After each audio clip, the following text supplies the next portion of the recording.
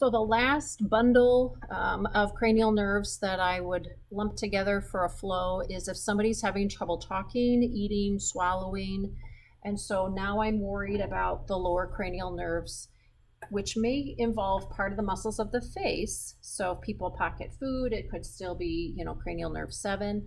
But now I want to start looking in the mouth as well. So I'm going to ask somebody to open their mouth all the way for me. Good. And I'm watching to see if the jaw opens and closes symmetrically, which again goes back to 5. And then I'm going to say ah for me. If I had a pen light, I could look if I needed to. His mouth's pretty good. So I'm looking at the soft palate. When he says ah, it should rise up symmetrically on both sides. If one side is weak and doesn't rise up, it gets pulled to the side by the strong side. That's called a positive curtain sign, like the curtain at a theater when they pull the curtains up or they put the curtains down. So if one side's strong, it's going to pull, and you can notice that by looking at the uvula. So if they say ah and their uvula deviates to one side, it's deviating towards the strong side, okay? As long as I've got him here and he's got his mouth open, he says ah, the next thing I'm going to ask him to do is stick his tongue out for me. Ah, you say ah for me first, and then stick your tongue out. Good. And I'm looking for symmetry again because the tongue muscle functions to protrude the tongue. So if one muscle is weak, what's going to happen is the strong one will overpower and push towards the weak side. So tongue deviation that curves towards the side of weakness. Okay, that's how those muscles work. So if one is strong and one is weak, the strong one pushes and overpowers towards the weak side.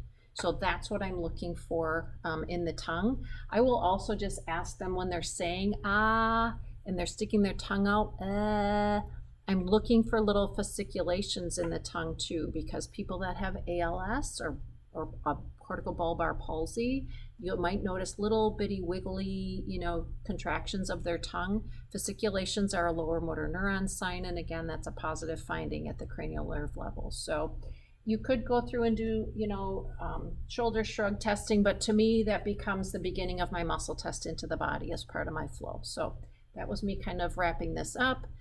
Cranial nerve 8, I've kind of skipped because we have a very extensive vestibular exam.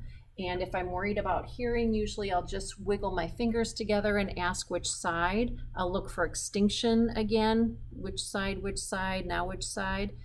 You can whisper in each ear as another test, but usually auditory is kind of bilaterally innervated at the brain level, so usually it's not impaired unless there's a problem actually in the external part of the ear rather than the neural side. So hopefully that's helpful, kind of bundling these things together from a functional standpoint based on common functional complaints people may have and the detailed test you may want to do.